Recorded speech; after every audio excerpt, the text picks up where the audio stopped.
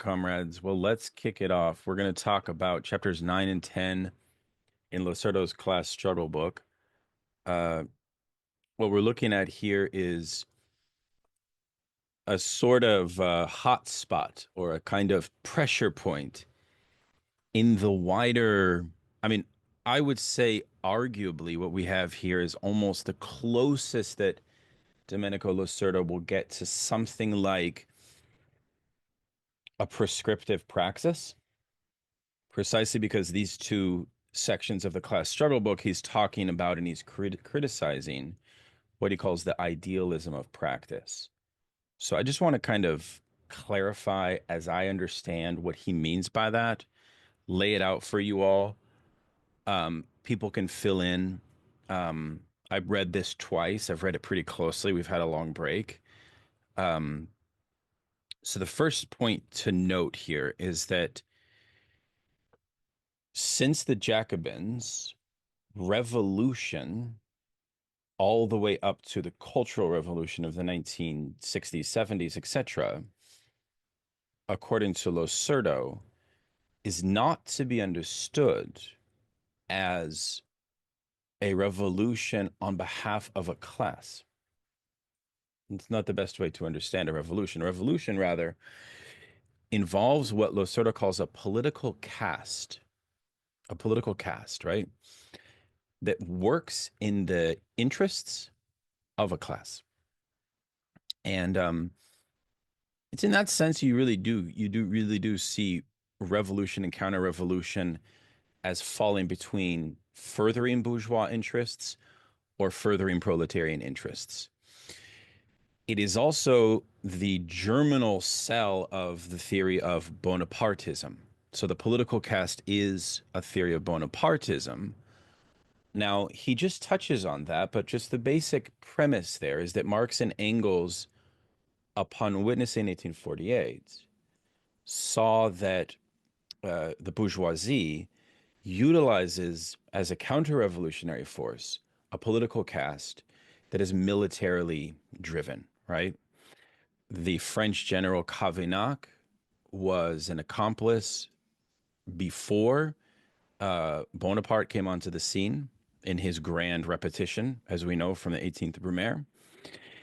And Marx and Engels were adamant that the proletarian political caste, as Losurdo calls it, or we could say the proletarian theory of Bonapartism, must have a theory of that rivals the what Cavaignac did militarily, i.e., it must have a dictatorship of the proletariat.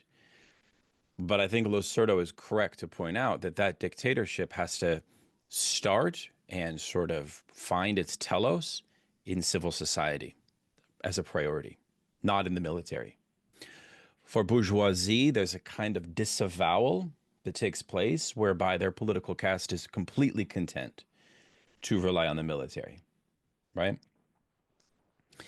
So that's the first point I wanted to make, which is that revolutions introduce an ambiguity because they harness a bureaucratic political caste.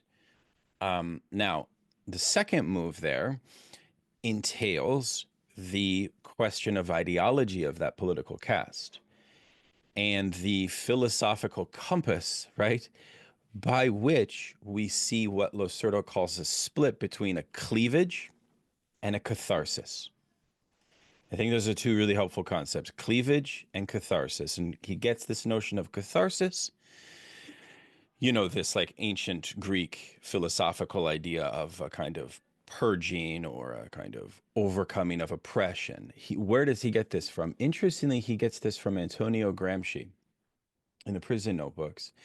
And particularly, it has to do with Gramsci's wrestling with Nietzsche's theory regarding revolution as that which, and I write about this in my book as well, I think it's a beautiful point of Gramsci.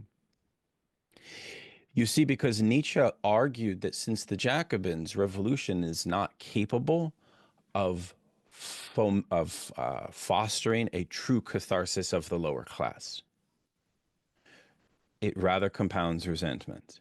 right?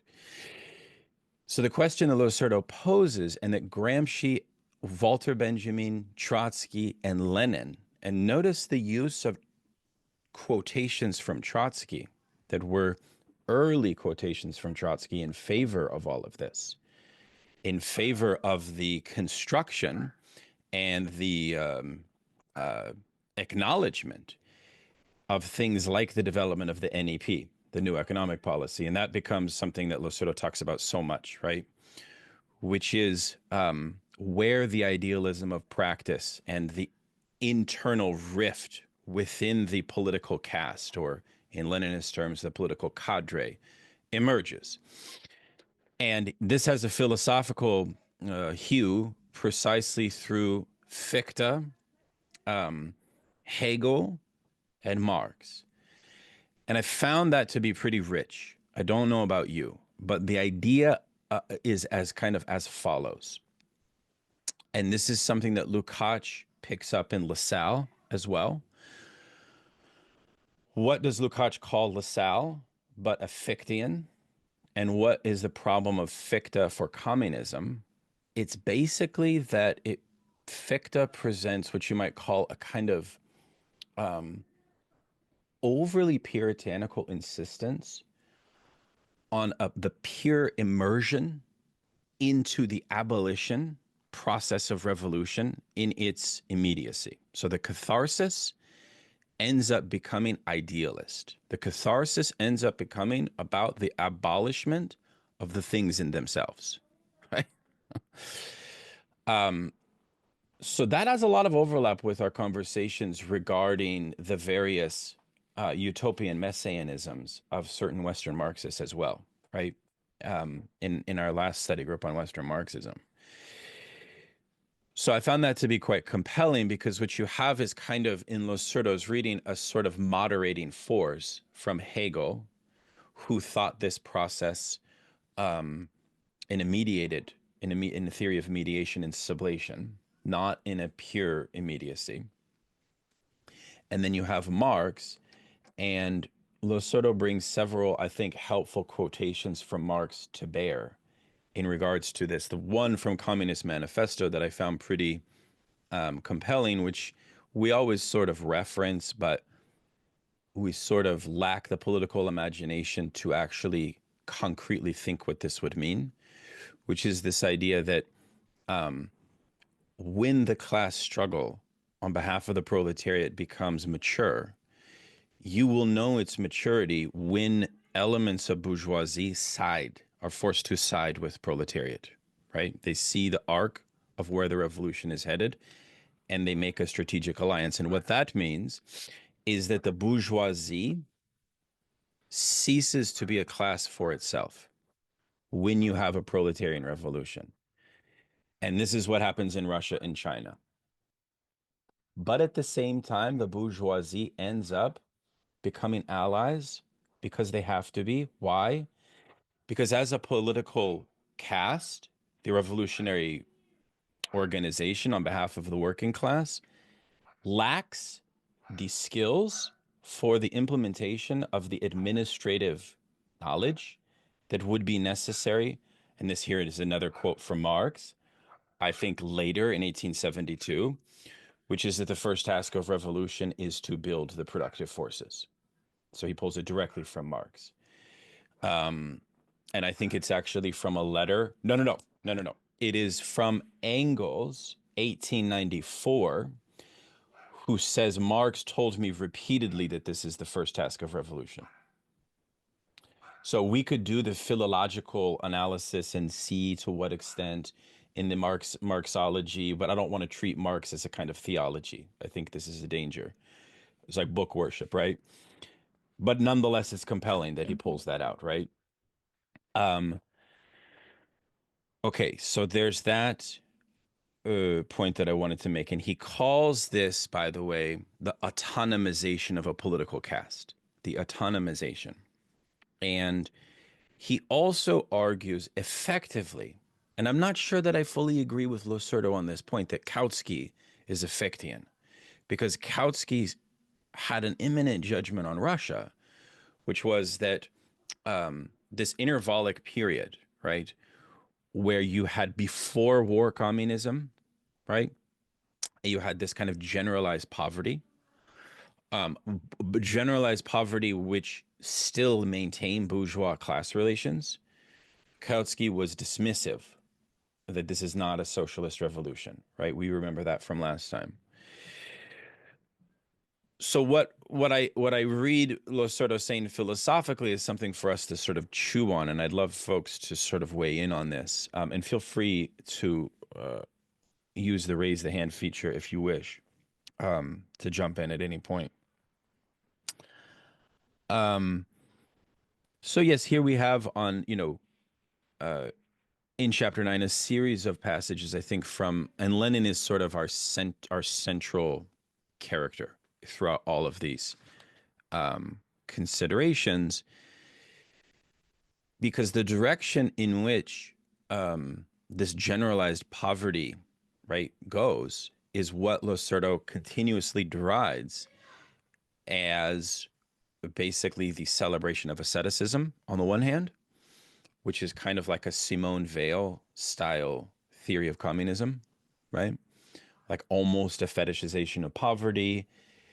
You could even associate that fetishization of poverty itself with a type of weird inverted Nietzschean ressentiment, insofar as, well, proletarianization must become universalized, not abolished, right? We talked about that last time.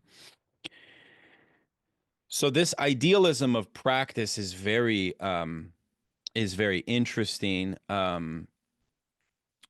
He references in a curious way Lukács, the later Lukács, on the ontology of social being, which unfortunately very little is translated into English on this. But what actually does the idealism of practice really mean? There's a good quote on page 220 on this, which is that the idealism of practice takes place when the market, religion, the nation, and the state all lose their status of social being. In other words, like there becomes almost like this cleavage, again, this cleavage in the class struggle, where the class struggle becomes too hot, becomes overwrought. And this, I think, is an interesting point, because when that occurs, what is vulnerable at that moment? Imperialism. Imperialism hangs in the background, in the shadows, right?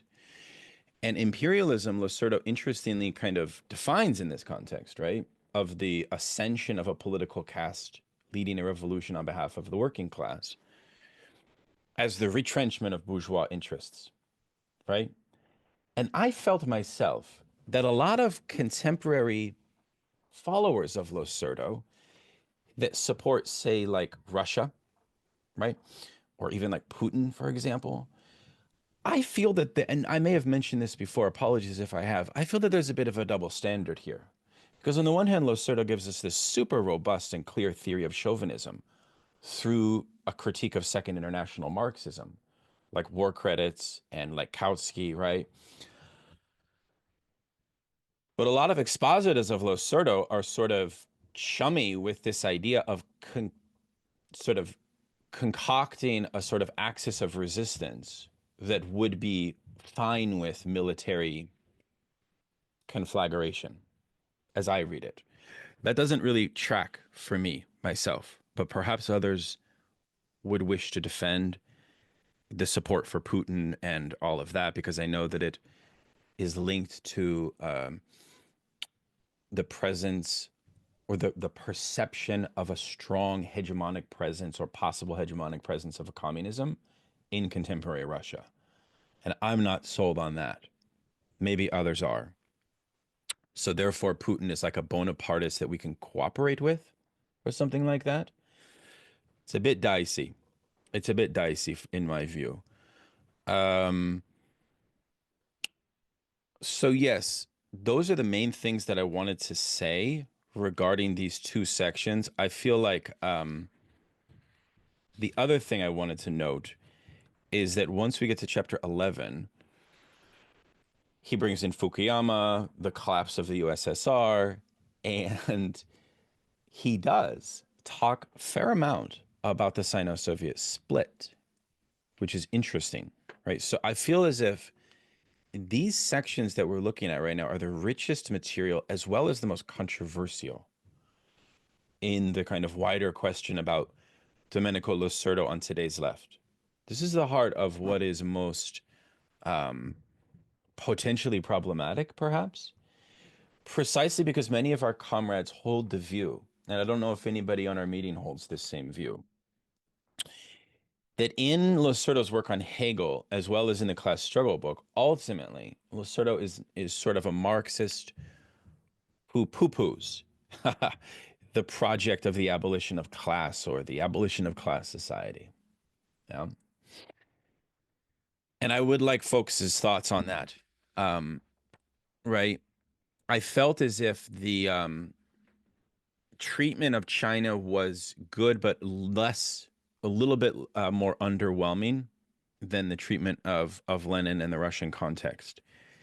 The conversation on Mao and contradiction was interesting, precisely insofar as we see an analysis of Mao's on contradiction that I felt was pretty useful, precisely because he sort of shows, right, that Mao's theory of contradiction and antagonism and so on was almost like very compatible with Losurdo's wider theory of a political caste theory of revolution, precisely because what he shows is that Mao was trying to identify forms of contradiction which are not of a purely economic nature, but which have an ideological. So I don't know why my hand was raised there. Sorry, but that have an ideological valence to them. So I found that quite interesting. Um,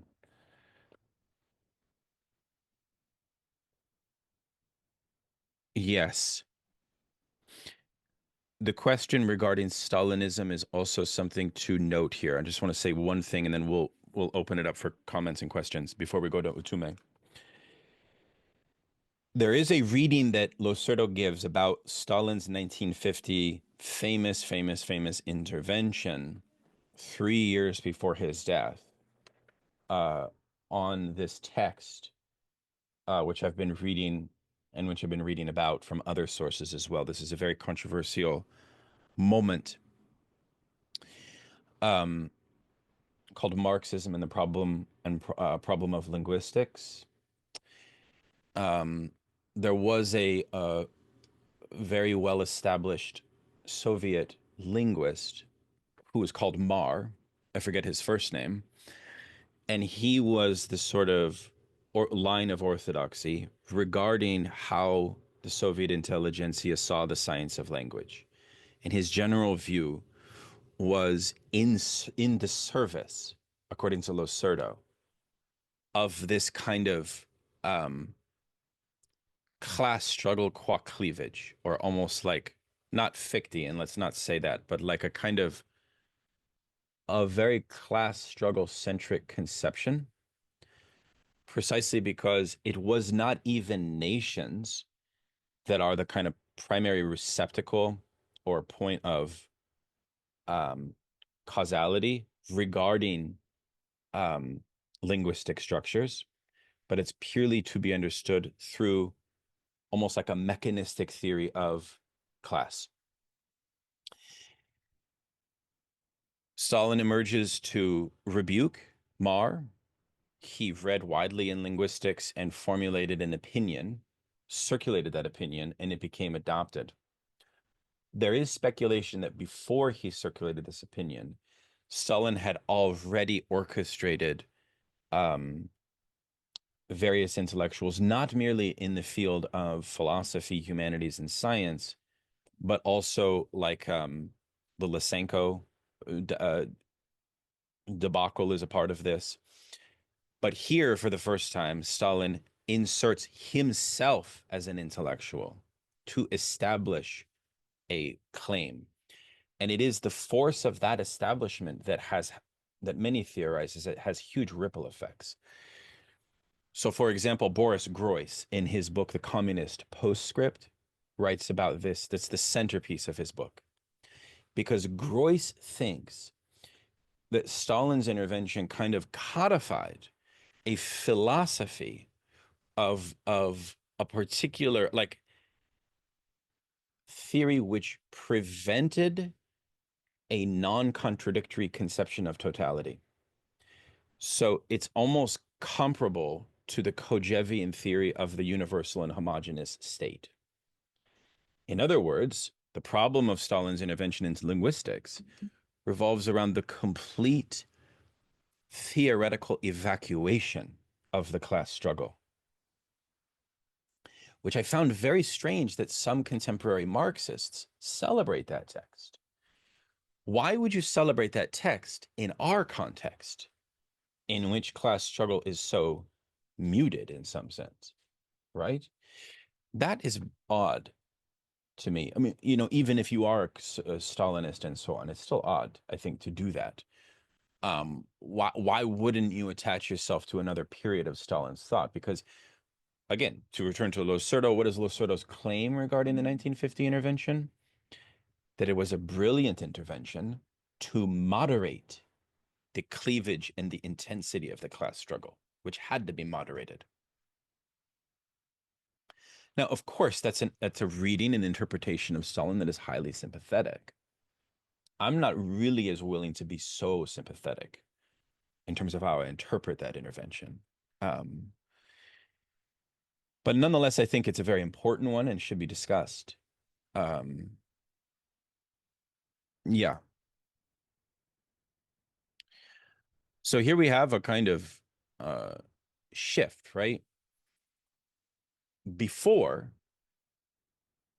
it's almost as if this question of the binary class struggle tethered with imperialism. But now, and Losurdo makes this point, it is war, it is the two wars which accelerate the class struggle almost at a terminal velocity greater than imperialism had, which is why, another reason why, in the wake of them, I think Losurdo is also praiseworthy here of Stalin's intervention in some sense. Because, you know, he has that point that it was the acceleration of the First World War that brought about this Heideggerian, Lukácsian crisis over social being, which I think is another nice window into understanding like Heidegger's being in time and history and class consciousness as this kind of existential predicament brought about by war, which in his book on Heidegger and war and community, Losurdo further elaborates on that. So, I mean, you'll have to be the judge here, right? On how you make all of these points, but there's some very strong points being made, and perhaps the best thing for us to think about, like I was speaking with a comrade from Brazil earlier this morning, and he was listing sort of public intellectuals that are influenced by Losurdo throughout Brazil. And he was really saying that Losurdo's insights have granted permission to the left to break from what he called this kind of Foucauldian or Nietzschean fear of taking power. And so Losurdo's had this kind of positive, affirmative empowerment effect on contemporary communist thinkers. And I would like to think that that's a positive effect of Losurdo. I don't know if you all agree. Anyways, I'm going to stop talking now, see if there's questions, and if not, we'll go immediately to Mtume. Please. Yeah, I can speak a little bit on the like Putin and Russia, where I stand on it. Essentially, it's clear to me that Putin's not a communist. He suppresses communists. That's a big deal, like the Communist Party of the Donetsk People's Republic, he hobbled. He made sure that they couldn't participate in like the parliament that was forming there. And that sucks, right? And you know, there's uh a lot of like identifying with the Orthodox Church as sort of like a claim or like a bolster to the claim of like a Russian civilization. You know, that's kind of their crux, right? Is civilizational theory. You know, and in the West, the most that we get is like Sam Huntington, the liberal dude. You know, it's like Clash of Civilizations, right? And I sort of see like Dugan as the like Russian Sam Huntington, right? They're both like, hey, there's all these civilizations that are coming together, or excuse me, that are you know, button up against each other, and it's inevitable that it's going to lead to, you know, clashes, right? So everybody get ready, form your little civilizations, and let's go, you know. And I read Dugan's Knights of Templar. I forget what the title of the book is, but it was nuts. I mean, you know, like it's very reactionary and very violent and just like nihilistic, super just like full throttle into reaction and erasure of materialist dialectics. And you know, I mean, he's like does everything he can to like just erase all of the best parts of Marxism Leninism from Russian history. So all of that said, and you know, Putin's like connections to the oligarchy and all of that said, um, I I see Russia's foreign policy and their role in like the shifting world contradiction as overall positive, because it's objectively in their interest to support the development and the increased sovereignty of the global South, right? And so wherever they can, they're funding shit, arming people. You know, it's like a lot of it's probably irresponsible, you know, but you know, their support of Syria was a big deal for the Palestinian resistance, for example, right? And you know, so yeah, I for me it's right now critical support, you know, and you know, a wish for the war as to end as quickly as fucking possible. You know, but I don't see it. I don't see the war as a an aggressive grab. I you know, like it, if they really wanted to snatch Ukraine, they would have done it, you know, 9 years ago when Ukraine didn't have a military. You know, they like let them build up and build up and build up. And they were finally like, bro, you got to get the fuck off our borders. Like, you got to do that, you know, like, and so, I mean, I'm not justifying the war, right? But like I can see why it would be easy for nationalism to be on the rise because, you know, Russians have seen like right-wing neo-Nazis armed and funded by the West that they're knocking on their door before, right? And it's that serious for them. It is existential for them. And Right. as someone that lives in the imperial core, I'm supposed to be like, we should not be there antagonizing shit. You know, Yeah. like it is bad. You know, like they've destroyed Ukraine. The US has, the collective West has, you know, like from Right. behind. They're like eating it up. That's, you know, I've spoken a lot, I guess, but that's where No, I'm that's helpful. No, I appreciate that, Evie. Thank you very much. I mean, it's helpful to hear that view because I think it's pretty widely shared. People can make up their own minds how they stand on that issue. I think as it pertains to the historical study we're doing with Losurdo, one of the consequences of Stalin's intervention in 1950, according to critics, by the way, is that the wider, it's very interesting, right? When a communist state abandons class struggle, the framework of understanding antagonism became geopolitical.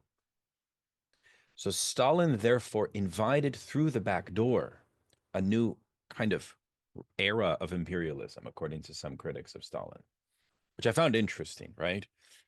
Um, it's not just, yeah, because, you know, so Stalin's primary point in this intervention was philosophical, which is that language is not driven through power mechanisms that generate from the superstructure. Therefore, the consequence would be we can no longer talk about things like bourgeois ideology. That's not good, really. That does, like, if our tradition is grounded in philosophy, it's grounded in this kind of Hegelian thrust or even Kantian thrust, you can see that the intellectual foundation becomes removed or taken out some ways. If you have, especially, I mean, of historical materialism, because historical materialism is founded in the truth of class struggles. So this is why I'm spending some time talking about the 1950 intervention and why I think it matters. Mtume. Piece. Yeah, I actually want to get this Losurdo thing this point out my head first. How I've been reading the book, because I actually found I wasn't expecting this turn. I don't know how other people had read the book. I'm saying I find this turn in the book to be positive. I want to like preface it first, but I was not expecting this. I thought this would be an analysis of class struggle philosophically, and then the fact that he's gone into history has been interesting for me. I was like, oh, it was a pleasant surprise. And what it felt like to me is he's been setting us up for a methodology to how he's going to look at the history of the events of the socialist projects that have happened around the world. He needed to set up first the groundwork of how we have to relook at class struggle as a social forces and how they interact, right? So I was like, okay, interesting. There's a part in in chapter 10 that was really fascinating the way he framed it. It's 237, where he says, for a long time, too long, countries of a socialist orientation entrusted their economic development to revolutionary enthusiasm and patriotic fervor. But these are moves that involve a particular emotional intensity, which by definition cannot be permanent. Appeals to the spirit of self sacrifice and even heroism can form the exception and not the rule. And then he goes in to use Brecht. Blessed be the people that need no heroes. Heroes are required for the transition from state of emergency to normality and are heroes only insofar as they succeed in securing the transition to normality. That is, heroes are as such only to the extent that they are capable of rendering themselves superfluous. A communism that is presupposed pursuit of the spirit of self-sacrifice and renunciation ad infinitum or almost would be decidedly bizarre. And this I thought was brilliant because what he's diagnosing for me is why the projects failed. And I think he's having an honest conversation that I feel like many people don't want to have, right? Part of the reason, right? He has another, I mean, there's multiple ends. And he says at the end, in difficult or dramatic situation, these feuds act like a kind of drug, burdening the struggle for social change with the excessive expectations. Intoxication gave way to exhaustion, and on the eve of its collapse, the condition of real socialism in Eastern Europe was one of exhaustion.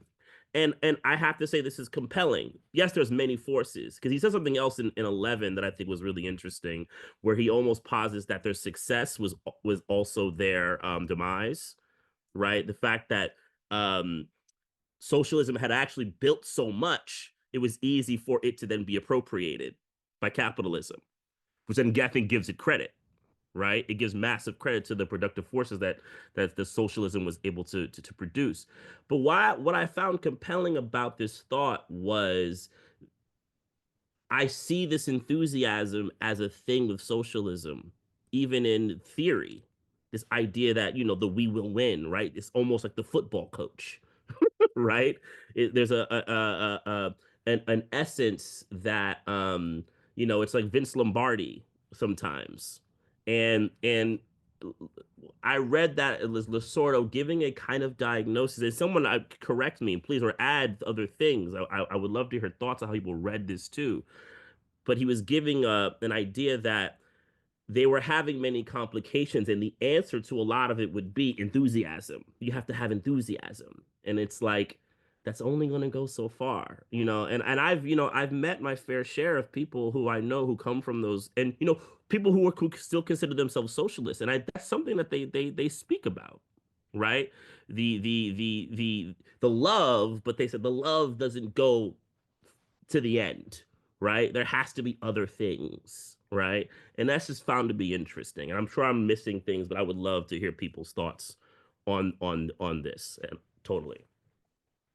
Yeah, and it's really good. I mean, on the one hand, it's kind of, okay, so the there's a sort of socialist, sort of sober message, a land of no heroes, moderation, catharsis is kind of on condition that the working class become a class for itself, and that bourgeoisie no longer is a class for itself, which, I mean, I think in contemporary China, it's even fair to say that their position on the ultra wealthy still tries to basically enforce that. That, of course, that's a debate whether they still have a contemporary bourgeoisie. Like I was talking to Branko Milanovic, this semi-Marxist economist, on my program in early December, and he was trying to say that contemporary China absolutely still has a bourgeoisie. So perhaps it's only symbolic that they have the proletarian leadership. But nonetheless, I feel that, yeah, I think that you're right. And it's interesting here because it sort of flies in the face of not, because you see a lot of utopian Block, Frankfurt School, all of the folks that are criticized, the early Lukács in Western Marxism, those philosophers, those Marxists, tend to be great pessimists, right? They don't tend to be great enthusiasts regarding proletarian will. I mean, in some cases they are, but you see, so I'm a bit confused myself. I'm not sure that the dissolution of the USSR can be blamed on ultra leftist per se. I think that exonerates the errors of Stalin's actions and his bureaucracy more than I'm comfortable with. Go ahead, Matilda. Yeah, on that last point, it seemed, well, like one interesting and surprising thread I found was like, it seems like he's saying in Russia, the failure of the project at the early 90s or its collapse was that it never moved into the phase where it established formal laws, and it kind of remained in the terror where there was a need for a leader. So it does seem like a criticism of Stalin in a certain regard, because it seems like his main point is that Deng Xiaoping re-emphasized after the Cultural Revolution formal laws, and like that's his main point, it seems like. And that's also seems to be his main point about why the Soviet Union fell apart. And I can't verify because I don't understand the history of China enough, like I've only studied theory too much and stuff, but it's an interesting line of thought, which I'll have to investigate. Yeah. I maybe had another thing to say, but I'll just leave it there. Thank you, Matilda. Benji, please. Yeah, so I haven't talked political theory for decades, so I'm feeling really nervous. We'll see how that goes. I think he makes a point in about the objectivity of social being, and he makes a very large point about this. I think when he quotes Stalin about language, what the Stalin quote says, not language was not created by one class. It's the product of all society. So you could actually read it as the product of the class struggle at a particular time. But it is true somewhere that language doesn't belong to one class. You know, it's something that we use that rose probably before proto-languages, before there was really an organization in classes. And it makes the same argument also for nations, for cultures, right? And that's also an argument to be a Losurdo supporter of Russia today, because it's some, you know, he quotes Marx. He says Marx was always taking a position in struggles between nations. And of course, today there is one imperial power, and whoever resists it, I think, deserves some kind of critical support, whatever we may think about the internal organization of the place. But the point he's making, I think, is much bigger, and it really relates to the NEP and then relates to China, which is, I think I just quoted it in the chat in page 238, and it goes back to Mtume's point also, where he says, in philosophical terms, the discovery of the objectivity of social being proved especially difficult in the economic field. And Losurdo is saying here something like, well, if you don't have some kind of economic necessity, some kind of need to survive, you're basically not, you know, the Marx idea that you're going to be a philosopher in the evening, a fisherman in the morning, and whatever else, a cyclist in the afternoon, is not going to organize society. And then he makes this very interesting point also, where he goes, well, actually, you know, the bourgeoisie uses the class struggle all the time, and it maintains the proletariat alive. And he says, well, the communists should actually do the same. This is what the NEP did, and this is what Deng Xiaoping says is doing. Yes, we have capitalists, but we don't have a bourgeoisie. And I think actually I agree with the Chinese on this one, because they don't run, they don't have political power, right? And they go after corruption, they go after state officials who are corrupt, and some of it, of course, is part of the corruption. But I think it's not just, you know, it's not just show.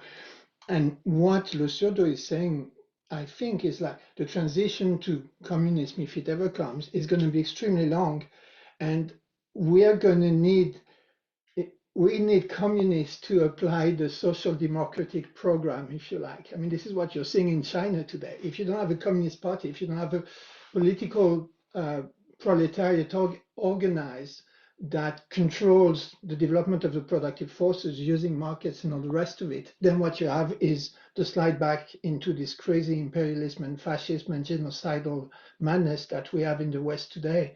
So I think it's something like this that is getting at, which is, you know, as a next Trotskyite, and who believed that you just needed to make permanent revolution and then everything would be fine and we wouldn't need to organize anything. Almost anarchistic in some sense, I have to own up to it.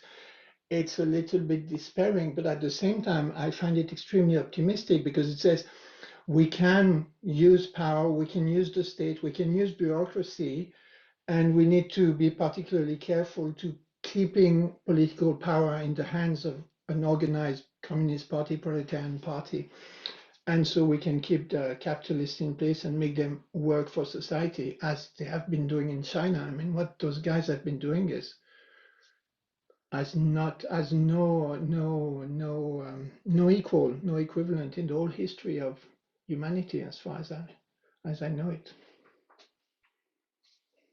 Thank you very much, Benji. That's very powerful. I mean, it would be good for Losurdo's critics to really tease out the extent to which, because you see, their reading is basically that Losurdo is not so much that they believe in this enthusiasm thing, although that is an interesting kind of, because enthusiasm is sort of, I would argue, a political affect which is largely absent in contemporary revolutionary thought, largely since '68.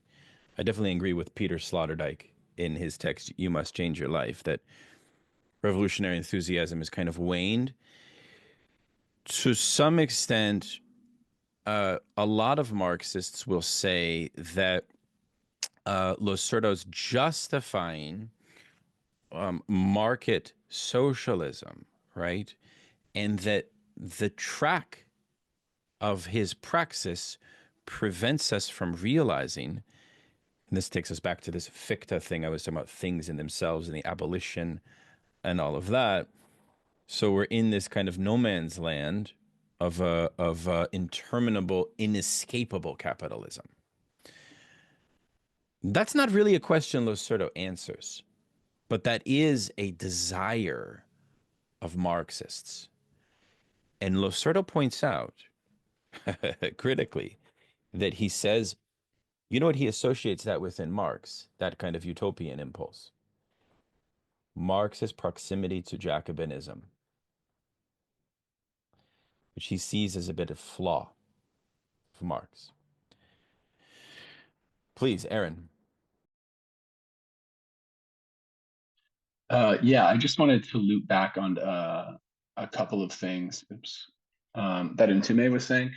And I just want to preface it really quickly by saying that I found this section of the reading to be kind of the most challenging and frustrating in some ways, or at a minimum, like I found the sections that came before this and actually the sections that come after it. I found myself agreeing with Losurdo more, or at least I found that his position was clearer. But on this point that Mtume raised about sort of enthusiasm and then the kind of failures of actually existing socialism in some ways, I found myself a little bit confused because in chapter 10, I think Losurdo seems to be justifying, or he is, I think explicitly actually, the move away from sort of enthusiasm as the kind of justificatory essence of the socialist project, and towards, in essence, it felt to me a kind of normalization of life for people who were formerly bourgeoisie, and then also for people who were proletarians, a kind of a normalcy. I found like that was the justification. But then we get to chapter 11, and I think this is when this was really great, because Losurdo's he's fairly nuanced here, but he's also clear at the same time. And he paints this kind of trans-historical picture of revolutionary failure.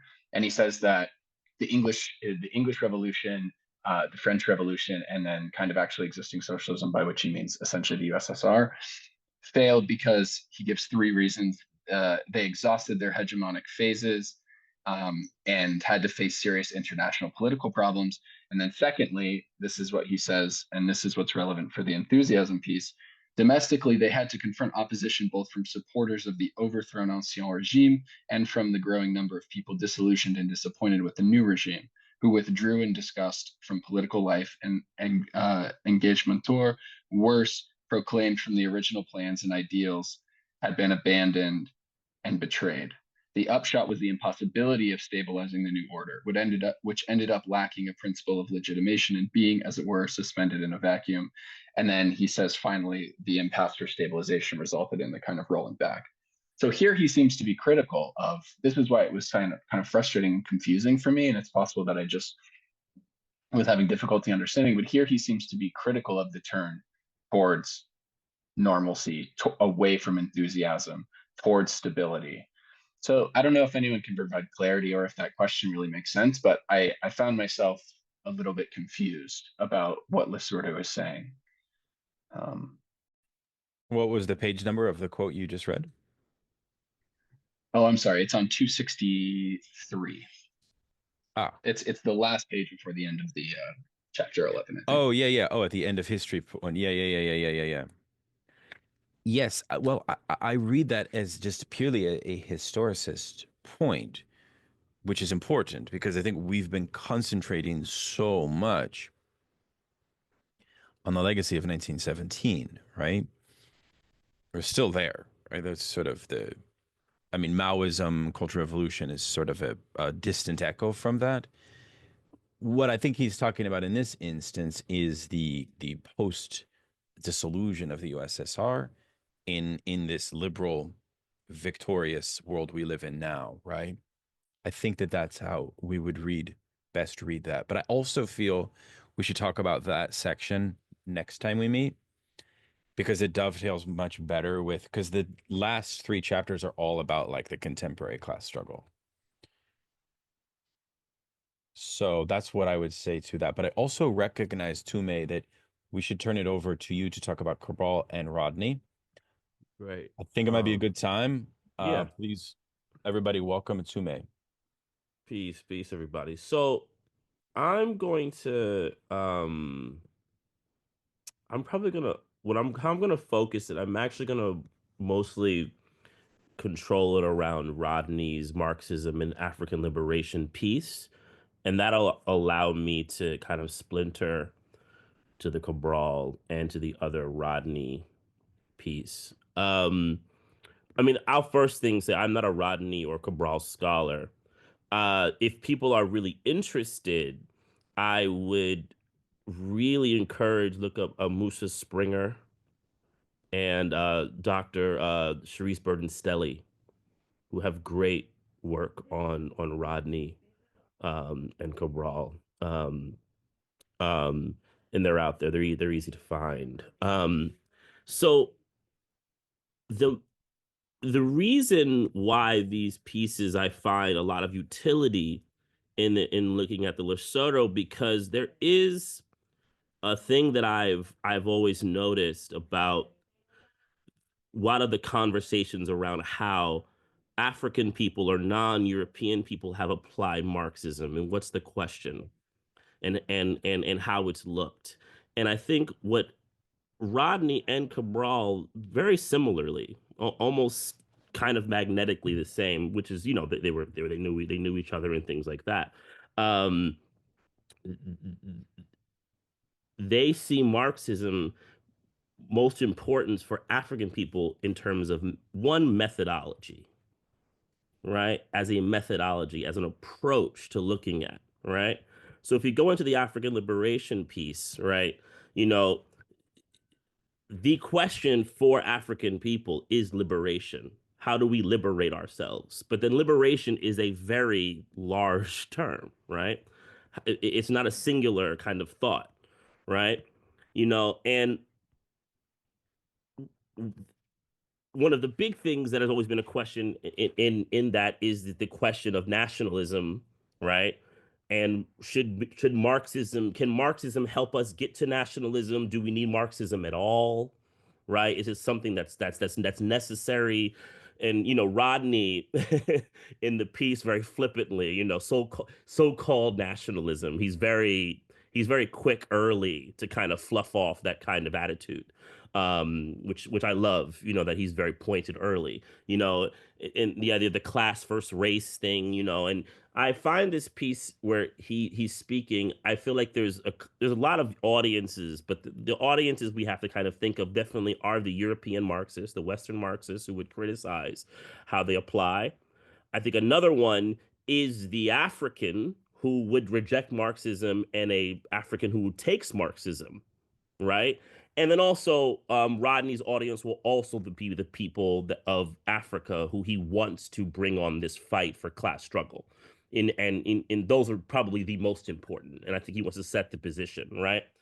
And, you know, he's clear to call that, you know, that there is a crisis, a global crisis of imperialism and capitalism. And Africa has always been in the middle of it. And that's a thing to always think. It's been in the middle of it. It's not a separate, right? And he's very clear. He says scientific socialism is an available option. There's been many options that are offered, and that is the available option. And I find his phrasing it in that way very, very poignant. And he's saying, you know, but Marxism always comes up, and he's like, you know, why, you know? And he's like, look, the reality that we have here is not positive. And Marxism, even in Europe, right? It comes back because people constantly go, and I think we could see that now. Marxism has not died. We're here right now. We're on this Zoom, right? And you know, it's he calls it the dissatisfaction with the perceived reality, right? Um, he also gets into this thing with bourgeois, the bourgeois usage of it, which I think is very interesting, right? And there's also he's clear to begin to think about how there is a way that people will look at Africans using Marxism as a way that they want to be Europeanized. And I want to come back to that in a second, but I'll just throw that out there. But the first thing he says it very explicitly, Marxism as a tool.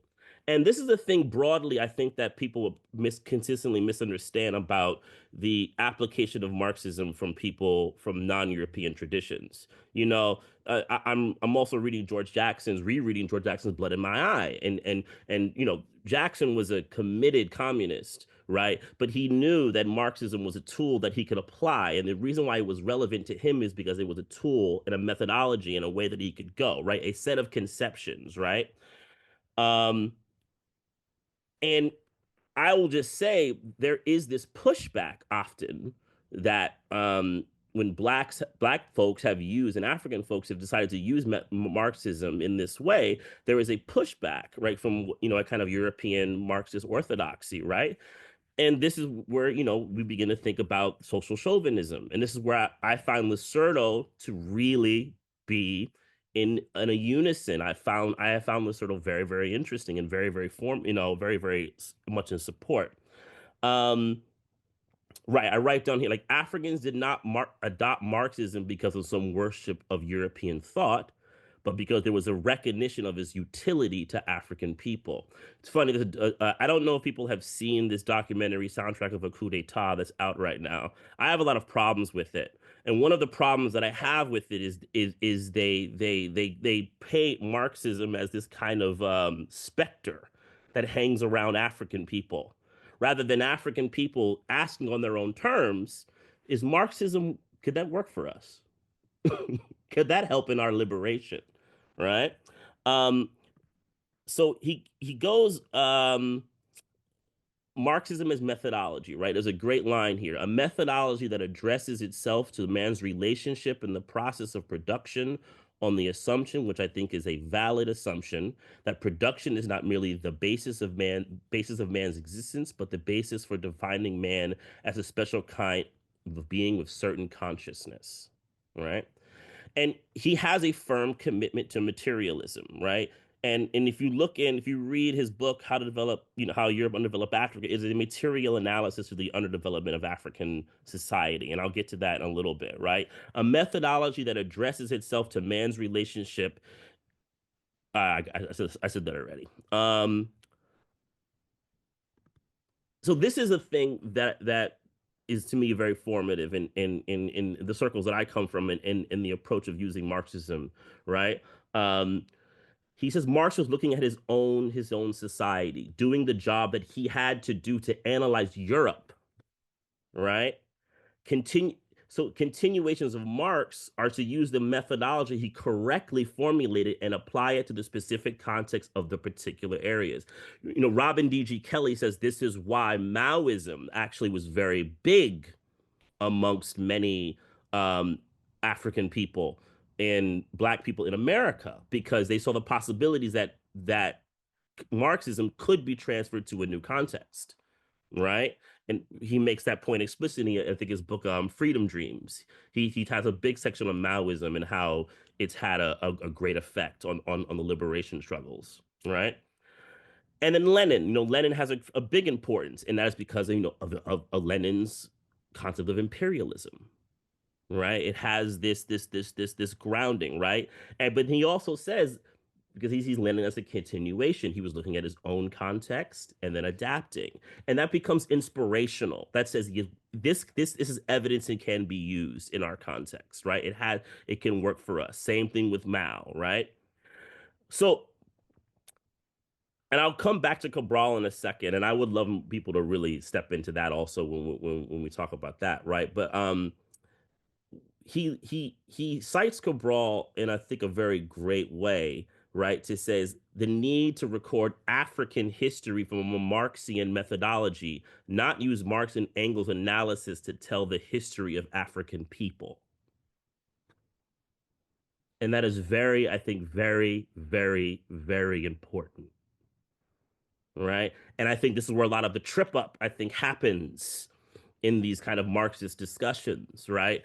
Because there is a way that Rodney and Cabral and many of in this canon, they say there is a history that Marx has diagnosed, but he couldn't do the whole world, right?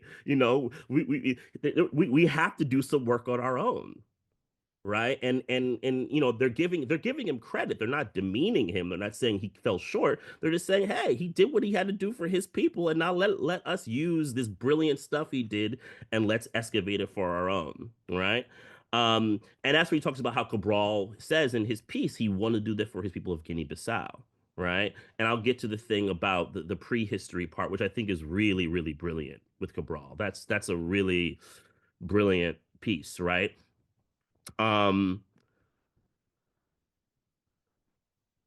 Right. There's part on page 7. I said many of those engaged in the debate present the debate as though Marxism is a European phenomenon, and Black people responding to it must of necessity be alienated because the alienation of race must enter the discussion. They seem not to take into account that already the methodology and that ideology have been utilized, internalized, domesticated in large parts of the world that are not European. And to me, this has overlap with Losurdo right there. Right, his contestation about that there's other parts of the world that have been using Marxism in really positive ways, right? Right,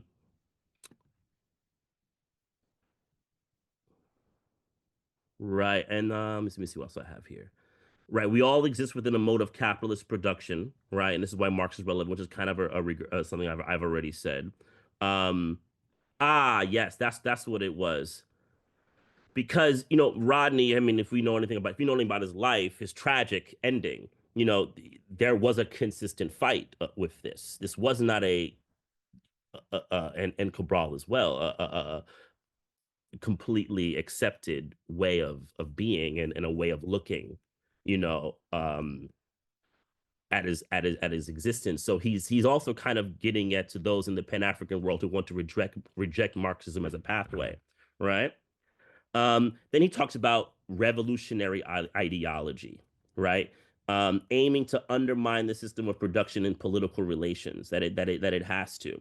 And then he has a part that I find, and I keep this with me, where he attacks what he calls the armchair Marxists, right? There are Marxists who have become legal or armchair Marxists who would like to see Marxism as merely another variant of philosophy and who treat it in a very eclectic fashion, as though one is free to draw from Marxism as one draws from Greek thought and its equivalent. I feel like he's using Greek in a very pointed way. Greek thought and its equivalent without looking at the class base and without looking at whether an ideology is supportive of the status quo or not, right? And he's putting his gloves on there, right? African people have a vested interest in scientific socialism because it is a weapon of theory, right? And that is the big part, right? And then he gets into, and I don't want to get too much in the weeds of this, where he gets into his analysis of Nkrumah, which I think is really important, and Nkrumah's straddling. And this is, he's not the only one who has his opinion that it was the straddling between this that left Nkrumah vulnerable, right? And not committing to it, though he does believe in Nkrumah. He doesn't say Nkrumah was a bad person. He's very clear to say, I do believe he had good intentions, but his methodology, and I think it goes back to the Cabral line, right? You can't a revolutionary theory can only, you're not going to have a revolution over what a revolutionary theory, right? And I'll end with this part. Marxists come to the world as an historical fact, and it comes in a cultural nexus, and it's a great line, right? So this is the approach that's happened that happened. They saw it, and they said, how can we adapt, right? Which I think causes a lot of tension for many, even to this day, right? This adaptation of methodology and seeing that, right? So using the other pieces, I kind of want to do some splinters, and then I'm open to, kind of people stepping in and we can talk more, right? Right. So him and Cabral seeing it as methodology, right? It takes them on these interesting journeys. And in Rodney's How Europe Underdeveloped Africa text, he goes into this idea of underdevelopment, which is really key to his theory backbone. What I love about it is he talks about the two-pronged nature of underdevelopment, which I find synthesis with people like Mao and stuff like that. And it's not that you take from me and you develop and I stay here. It's that this happens. I develop and you underdevelop.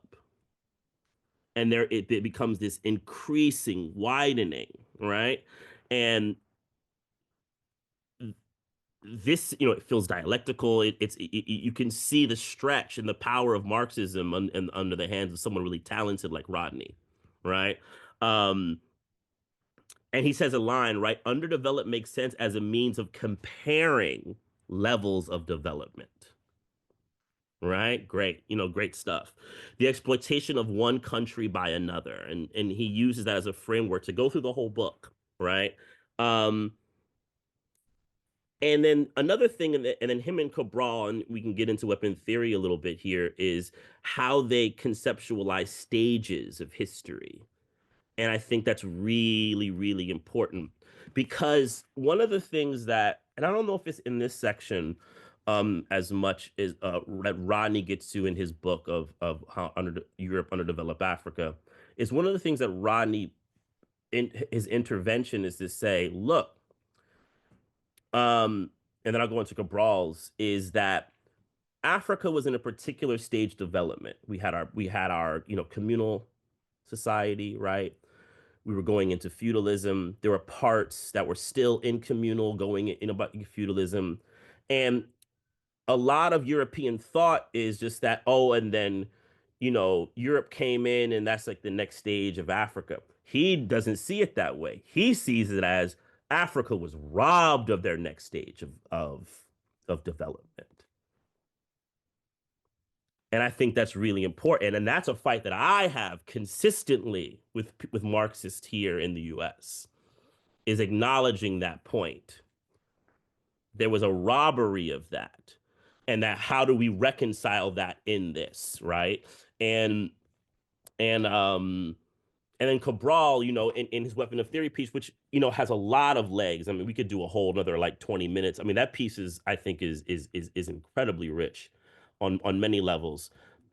But he talks about those stages as well. And one of the things that he says, and Rodney quotes, is, we could start at class struggle, but that would be disacknowledging the world that came before. So I have to use the Marxist methodology to now go into my history and see how we got here, right? But he's still, what Cabral does is really great, is he still does acknowledge this kind of history. He kind of uses a little bit different language than Rodney. They have like a slight change of language, but I feel like it kind of fits, kind of the same. He thinks Cabral has a prehistory or like a communal stage, then a middle stage would be several things: feudal, bourgeois democracy, and it's funny because Cabral's third stage to me is very optimistic. The third stage is communism. Right? And it's beautiful. I actually found it. I reread it again today. I read it a while ago, and I was like, oh, that's very beautiful. It was very hopeful, actually. I was like, because he didn't say like, I felt like he would be like, the third stage is like this, and then we're gonna fight, for the fourth, and he'd be like, no, the third stage is communism, and then we get rid of all this garbage, and I'm like, wow, really beautiful, really hopeful. And then, I'll close off with this, and I would love people to step in. Um, um, is Cabral going into an analysis of imperialism, right? And I find his analysis of imperialism really interesting because he's really careful to not make to show the realness of imperialism, but to not let imperialism let African struggle off the hook. And that's really it's really brilliant. And he's such a great writer and able to move around his analysis of neocolonialism, because then he can use it as a stage to also get at the bourgeoisie, what we would call the comprador classes that are undermining these things, and he can take that, but then also leave a window to say, hey, but yo, you people from the outside, you're coming in here, and we have to fight that, but we have to also acknowledge that there are things within this, and this is where he says we must have good theory, and we must have good theory so we can dig in, understand why we are here, and then we can excavate it and make good practice. Which is interesting because there was another thing in the Losurdo book that I found. I wish I had the quote. There was this thing that Losurdo was doing with theory and practice at one point in the book. Does anybody remember that? Right? And I liked that. I thought that was interesting. And then I read this with Cabral, because there is this, and I don't think necessarily Losurdo saying this, but where my brain was, there is theory a lot of the times that then makes you make it to a practice, but then after practice, you need more theory. And then there's another practice, and then it becomes this continuum, right? And I found that, it's almost, it can almost get into a kind of a mind mess, right? But yeah, that's what I have for now. I'm also curious at people's responses and things that stuck out for them from these pieces and anything. Yeah, but I would love to hear back from folks. Oh, fabulous. Oh man, thank you so much, Mtume. This is, first of all, thank you for raising these texts. The Cabral hit me very hard in a good way. I'll tell you the main reason I really like this text. The theory of the petit bourgeois is very unique in the history of Marxism that he brings out here. It's very dialectical. On the one hand, he says it's like sequenced. So you have a native petit bourgeois, which he assigns as in a superior ideological position to comprador, external, neo-colonial, imposed, maybe you could think like maybe even educated in the West, petit bourgeois. But then he says he says one element will be the ones who can prime the working class in the African context for revolutionary agitation, okay? But then he says neither of then the other one should be sort of eliminated, I guess. But the native-born petit bourgeois cannot assume power. That I found very interesting. So you see what he's done there is he's like, they play a role, but they almost, frankly, it's very comparable to this category Losurdo introduces in chapter 10, I think, of what I referred to earlier of the political caste. Petit bourgeois as a political caste, which has a distinct ideological revolutionary role to play, a revolutionary consciousness, right? The other thing that struck me, and then we'll go immediately to Benji, is the theory of imperialism as an opportunity. And the sadness that engenders in me when I think about the abandonment of imperialism by contemporary Marxists, especially in the global South. No, I take that back. The abandonment of a theory of imperialism by Marxists, mostly in the core regions, I don't think it's possible to abandon that if you're a Marxist in the global South. I didn't mean it that way, but you see my point. Because Marxists are interrelated. It's an international struggle. It always has been. So that abandonment has consequences that are severe, right?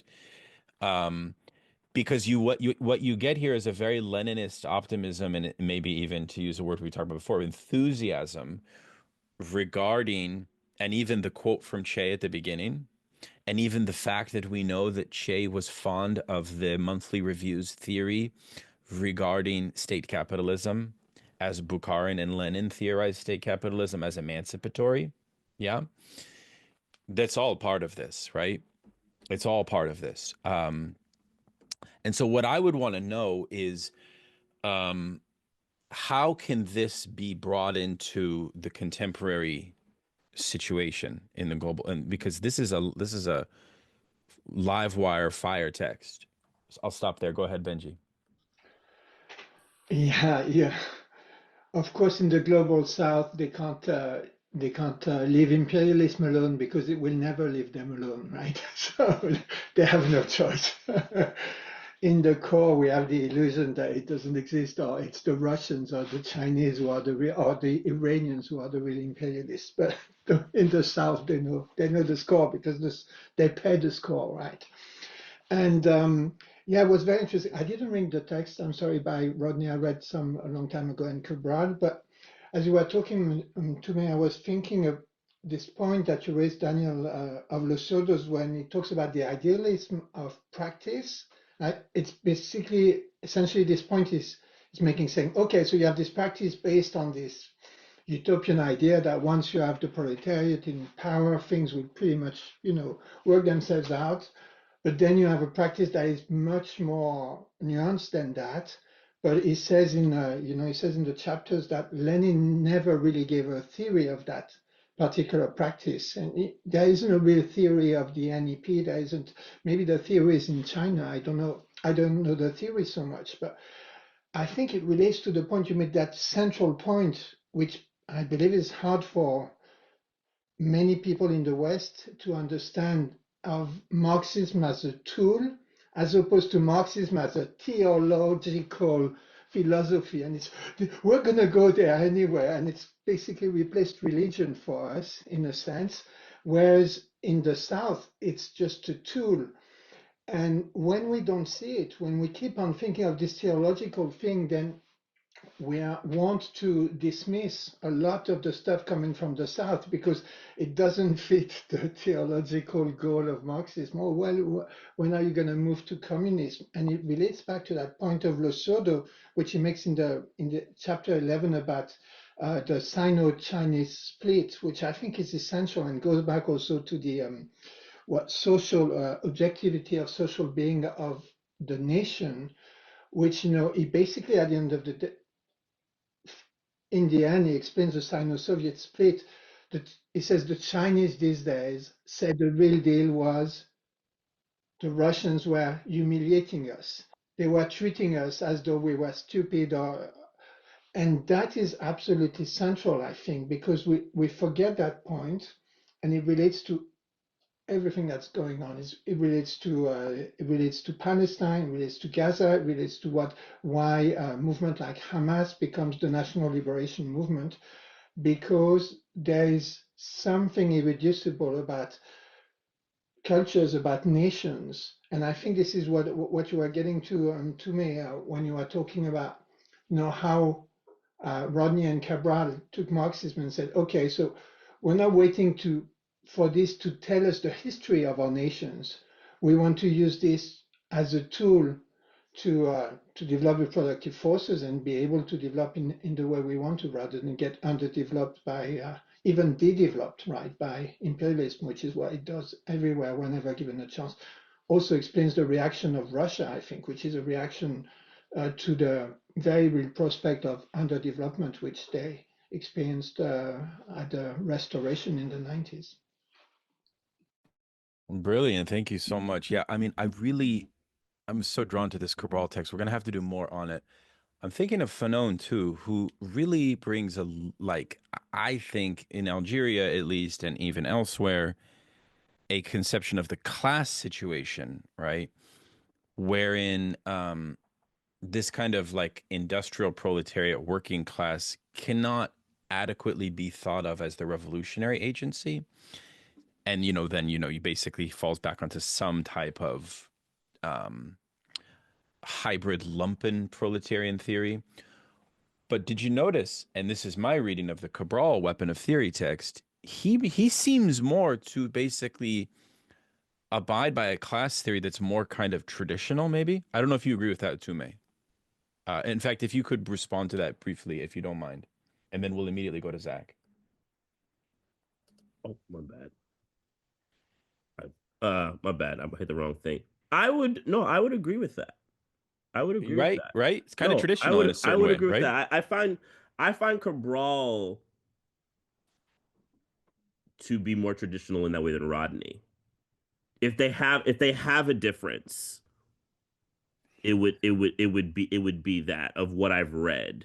I'm more read on Rodney than I am on Cabral, but then what I've experienced, I do agree largely. Thank you. Okay. Okay, Yeah. great. We got a lot of questions and comments. Zach, please, my friend, jump in. So I wanted to tie it back into the like Losurdo's weeding out of utopianism. And just I'll preface this by just saying I'm very new to theory, so I welcome criticism if I'm kind of fixating on something here. But I noticed this phrase, the new man, keep coming up. So on page 238, basically saying for too long we're entrenched in the idealist position. The communist movement resisted before, blah, blah, blah. This has nothing, the revolutionary struggle has nothing to do with the creation ex nihilo of a new man, quote, motivated solely by noble ideas and utterly deaf to material interest. And I had that in mind when I was reading the Cabral text, because in the first paragraph, he says, this glorious struggle, something we're not only trying to create, like in the countrysides and towns, a new life, but even more important, a new man, fully conscious of his national, continental, and international rights and duties. So I was thinking about, this is 1966, and he's addressing this to the Cuban government, right? And I was thinking of the context of that. So I guess at that time, the Cuban Communist Party was discussing this idea exactly of how to basically motivate the masses beyond just moralism. And I found it interesting that a few years later, actually, let me say, during this time, apparently there was like rising worker absenteeism, such up to like 20 to 29% of workers were absent on any given day. And they were trying to basically solve that issue. And a few years after this Cabral text or address was when basically the government announced basically what I see as kind of an NEP, or the Year of Decisive Effort, in 1969, where they tried to harvest 10 million tons of sugar. So I'm reading this history as kind of justifying Losurdo's criticism in kind of drawing out. I'm not saying necessarily the new man thing is what, provoked this, but I just teased that out from the language being used in. Can I ask a question, Zach? This is a brilliant point. Are you suggesting that Losurdo, because remember, I didn't mention this, but we should have. What was Losurdo saying over and over and over throughout the entirety of the class struggle text? It's basically saying that Marxists have neglected the theory of recognition. And the theory of recognition is about the creation of a new man and all of that, right? This kind of new universal, which is why Althusser, even though he's a great Marxist theorist, when he becomes an anti-humanist and he puts forward the epistemological break, he doesn't allow Marxists to think the construction of a new man through a struggle for recognition, which is not reducible to economic class struggle alone, but it involves other domains of race and nation and gender and so on. Are you saying that by 66 in this text by Cabral, that the class struggle, because that's kind of what Losurdo is saying, by the way, that this idea of the enthusiasm of the creation of the new man kind of got exhausted? I believe so. And also that's interesting. Looking just briefly into, I've done some reading of Fanon, but not of the Algerian Revolution. So I have a one-sided kind of conception of it. But from what I understand is Fanon talked a lot about this new man as well. But apparently the native Algerian revolutionaries like Mohammed Harbi, for example, very much criticized this idea and said, well, we already have a nationality. We just need to put it out there. We don't need a new man. So I thought that was really interesting. I know. I myself am so drawn to enthusiasm. I mean, this is part of my bias, perhaps my own experiences. I don't know. But Jai, welcome. How are you? Please jump in. So I responded I felt like a lot of that section was very true to my experience, particularly in Cuba. And I think somebody mentioned how China is always the case study here. I've never been to China. I've been to Cuba twice. And in both instances, there was a different experience in both. But in the last time I went, we had much more time to talk to actual workers who we're really putting into practice all of what we're talking about in terms of like getting away from moralism and adopting this new man mentality, wherein there was one we went to that was a like car repair shop, or it might have even been more minimal. I think they were doing like tires, like they literally just produced tires. but a part of their I don't even know what to call it, just their operations was this kind of collective buy-in around how they were going to situate themselves within the broader community and create this infrastructure of like socialism around themselves. And so they all gave a certain number in their wages. And then when there was like a natural disaster that happened, like some flooding and some houses were ruined, they were able to use their funds to rebuild the community, and they were able to use their space to house people that were unhoused. They were able to collectively like cook for people and became a resource in and of itself. And every segment of Cuban society is designed very procedurally and very much around this idea of like committee based, very democratic action. Policies go through a really rigorous process to be broken down, to be debated time and time again until they're shaped in their final form and they go on to be passed. And so they're like, a lot of the times when we went, people were very clear about, so, you know, this whole thing of like, they have no free speech. If they criticize the government, they're going to be tossed in prison. Cubans are extremely politically sophisticated and extremely opinionated, and everybody is a politicized person and acts that way. They know what angle they're playing because they are connected to whether it's the community councils or some kind of, for example, the Afro-descendant community network, which Mtume, I know you mentioned D. Musa Springer. D. Musa's half Cuban and does a ton of work to really elucidate the complex reality of the situation. So there is no glamorizing the Cuban Revolution and saying there's nothing going on. There is no crisis with police or prisons or anything. He's very direct about the situation, and also that the socialist revolution is a process.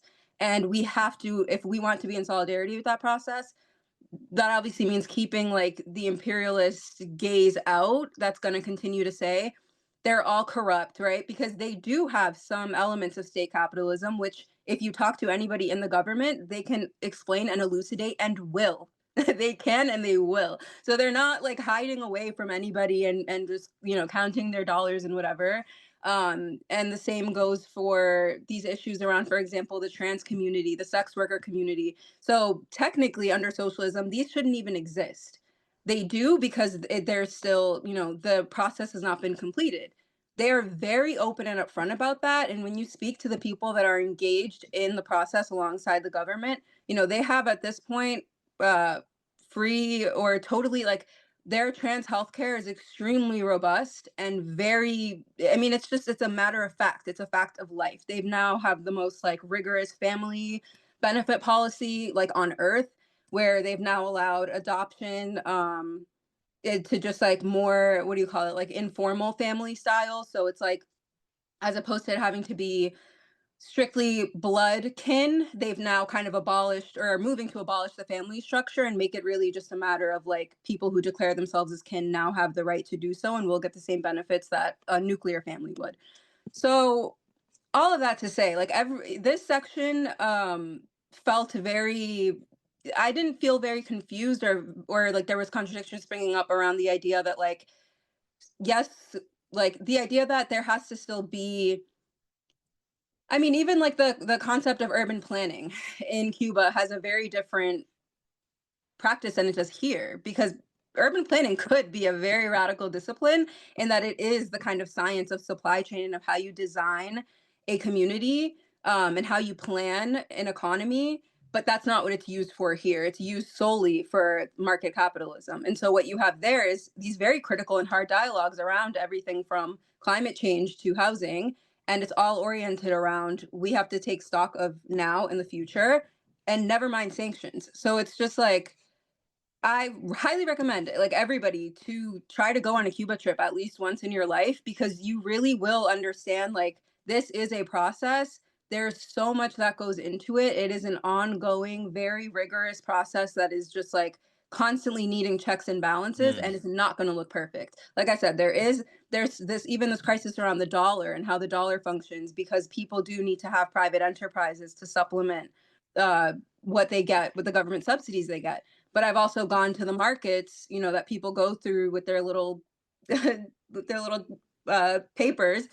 And it's just, I mean, it's like miraculous. There's no advertising. You're not getting anything advertised to you. There's public health information everywhere. That's what their advertisements are. And you really see a community and a people that understand socialism in that way.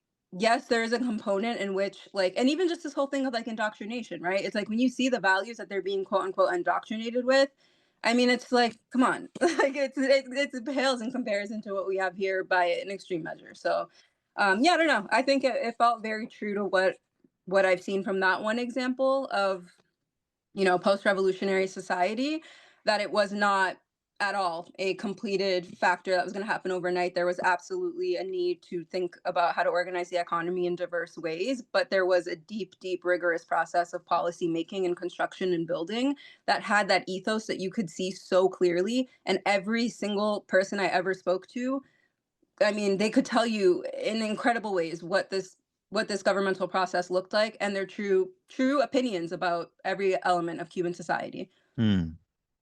No, it's really good. I mean, it kind of reminds me of this, what did Losurdo call it? The exploitation through self-evident paradigm of like the baseline of the proletarian experience in capitalism. If you think about it, like after all of these defeats of what we call the left in the United States, we know from the just sort of experience of workers that they actually have a profound hostility to the status quo, right?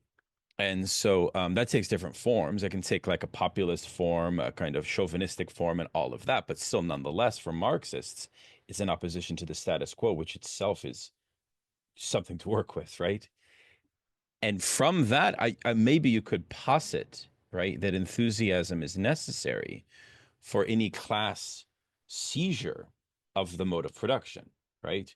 So this idea, because I think one of the things I would just say apropos Zach's comment, it was not to the Cuban government. It was actually to an international association, the lecture of Cabral, that happened to be in Havana, of the peoples of Asia, Africa, and Latin America, many of whom were hungry for the enthusiasm of the invention of a new man.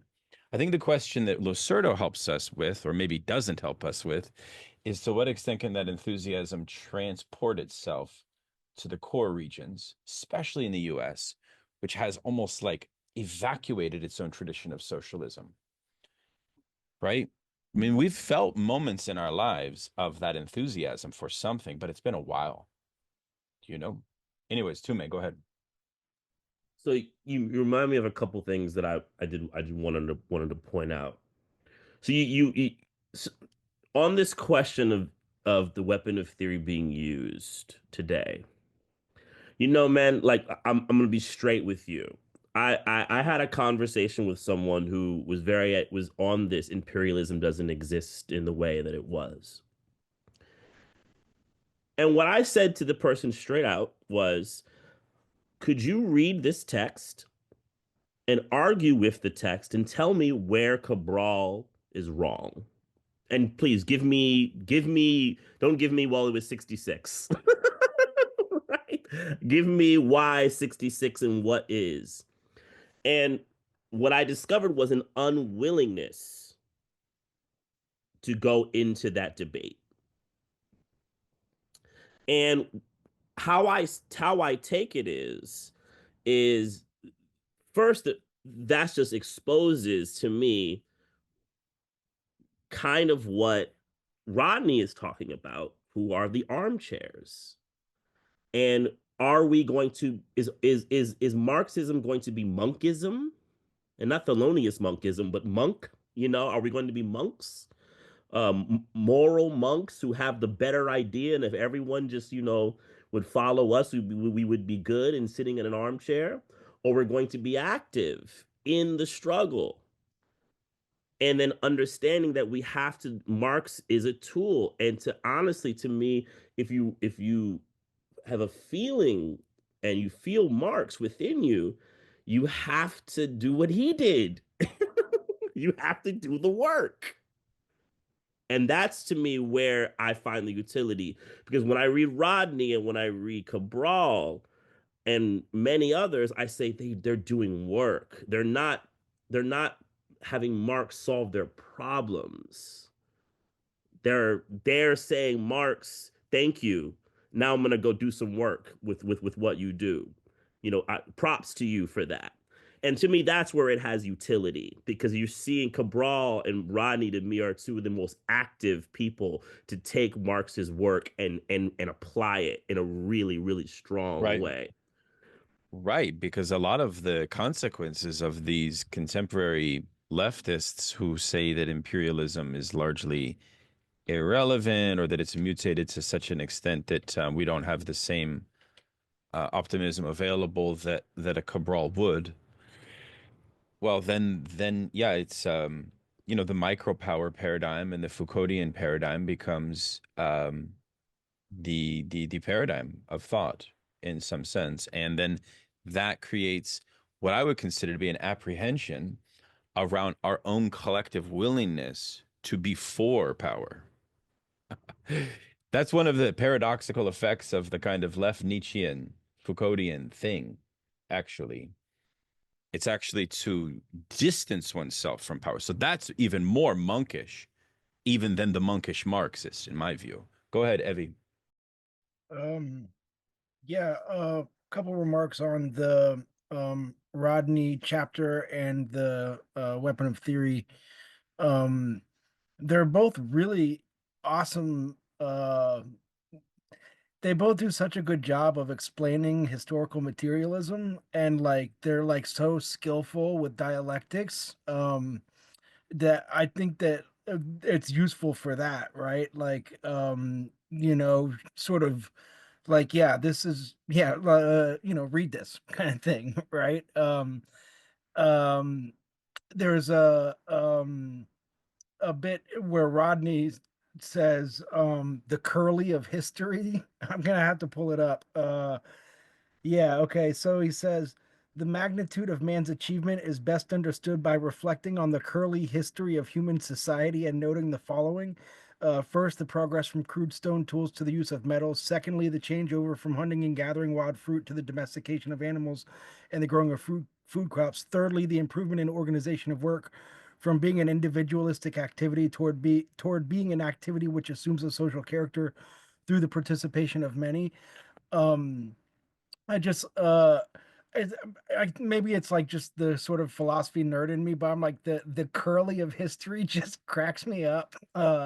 It's so to talk about the shape of human knowledge and like the necessity of the development of the productive forces as like part of that, right? It's like being able to participate in production and knowledge production. Um yeah, I think it's super useful for that. But I'm coming from that angle mostly, right? I'm like on the education working group and trying to sort of make these ideas accessible for people in the group, so that we can apply it.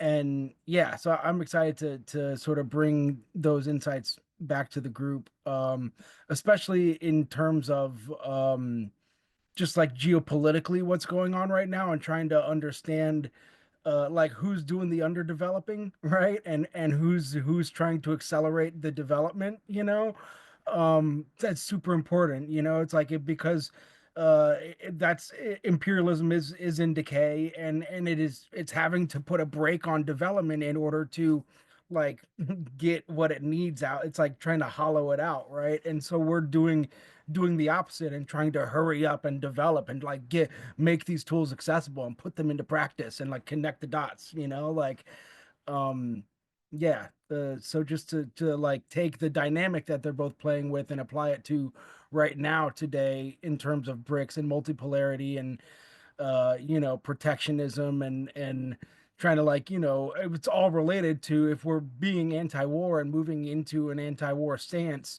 this is part of it. Is the war is the last tool that imperialism has to like try to prevent the free development of the various different civilizations and cultures and nationalities. Yeah, I love that. There's a lot more we should try to focus on regarding Marxism in Africa. If you guys are interested, the first program I did was on this guy Sylvain Lazarus. He's a French Marxist thinker, political thinker, um, who had huge influence in both the Congo and as well as in South Africa. Like the movement of the slum dwellers in South Africa utilized his thought. And anyways, we had one of his main expositors come onto the program and give a talk. His name is Neo Cosmos. That's one thought. A second thought is there's this wonderful cat I know who's in Guinea, and he's an Althusserian. And they have like this vibrant, like intellectual class that like trained at the Sorbonne and like steeped in Althusserian thought. And he's writing his dissertation on that. So we should talk with Mtume about more programs in that regard. That would be wonderful. Matilda, please. I've been watching I don't know how to say his name, but the like Osman Sembene. He's like a Senegalese filmmaker, and I found the Cabral text on neocolonialism about like, is that the term? Yeah, I think you know, where it's like after the presence of direct colonialism kind of goes away, some of his later movies are about the situation of neocolonialism and are really fascinating, and about like kind of the combination of all the forces in the country, and just how people like in their traditions like conflict with modernity coming together. Really fascinating movies. Definitely recommend those. And I found the text like overall, I mean, the Rodney on development was very fascinating.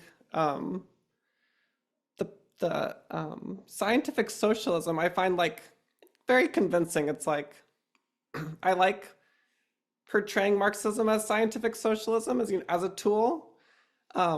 It's interesting to hear like that term being kind of reclaimed, because it's kind of like people in the academies are like positivism, whatever that term is, you know, it just like closes down like any discussion about scientific socialism. But what you see here, it's such a powerful phrase for the universality of Marxism and its global perspective.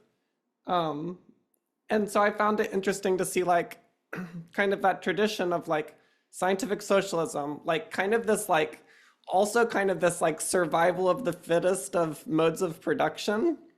You know, kind of like maybe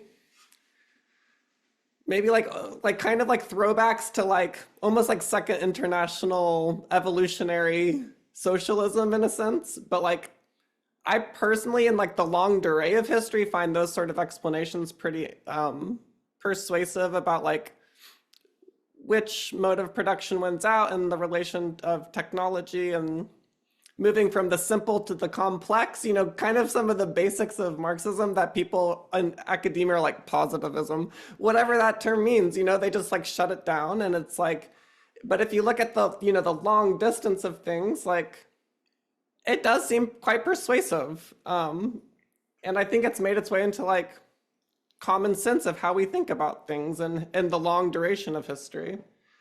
And then that mixed in with like this kind of extreme humanism in the sense of like the new man and trying to figure out like a personality for nations.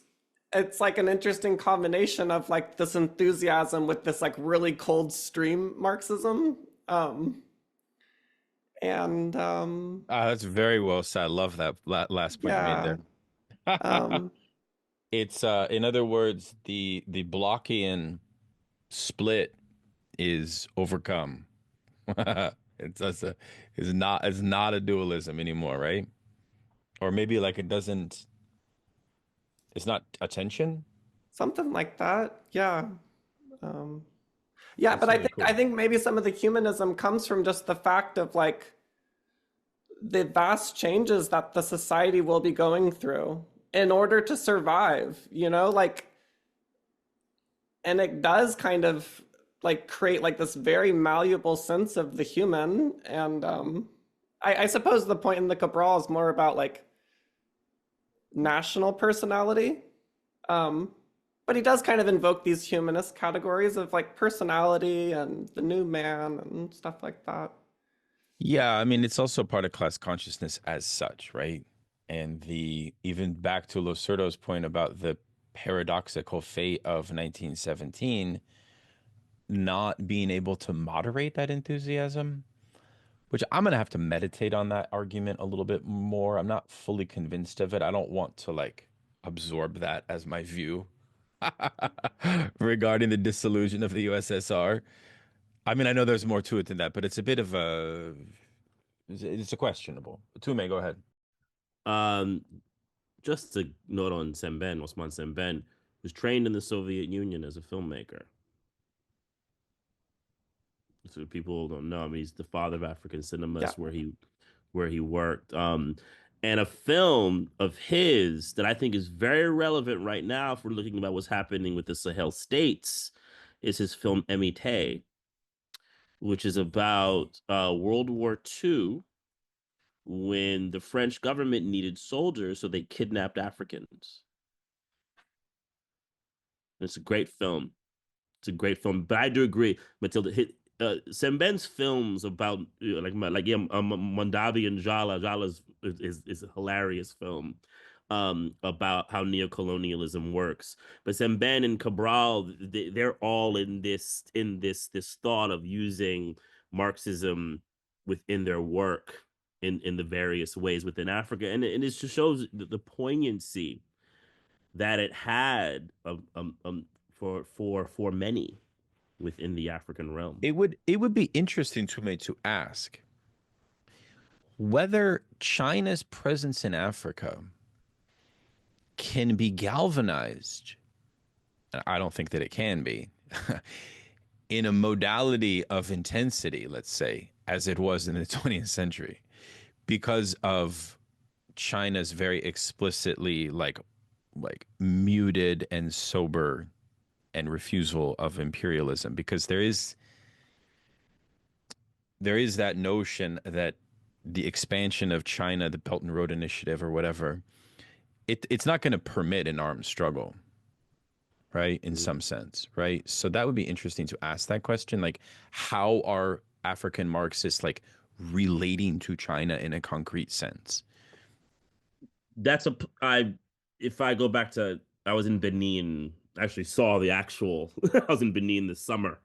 I actually saw the actual constructions. But that is something that I plan on asking. I am very much in agreement in these questions and how they see the alliance.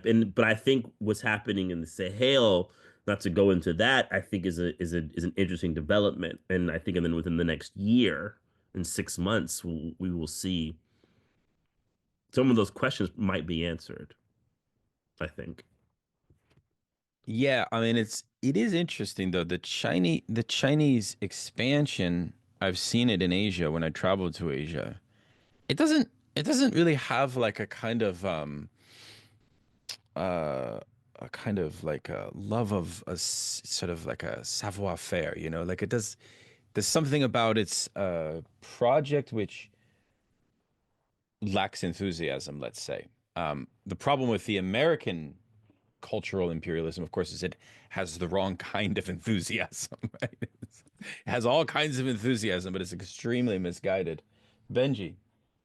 It just brings to mind this quote by an African president. You know, when the Chinese come, we get an airport or a railway, and when the Westerners come, we get a lecture. And I think we're kind of missing the lectures. That's what you get the enthusiasm from, right? And the Chinese just bring you the tools, and you do whatever the hell you want with them. But if you want to use them for armed struggles, I don't think they're going to stop you, right? You know, they didn't stop anything in Mali, Niger, and what have you, Burkina Faso. Well, I don't know if there's any other final points. I don't want to keep folks for too long. Thank you, Mtume, for the presentation.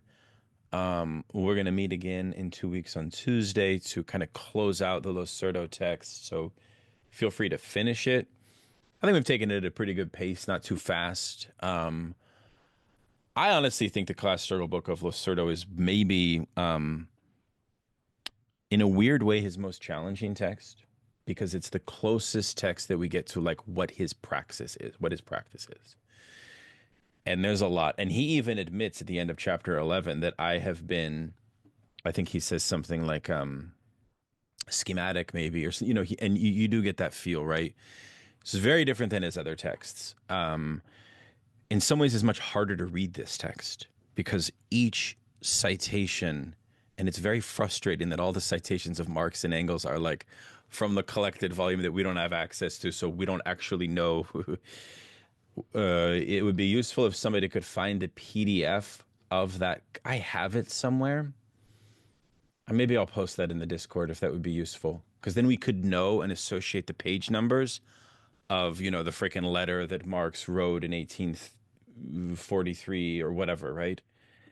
Otherwise, we have to like search on Marxist.org, and it doesn't always produce good results.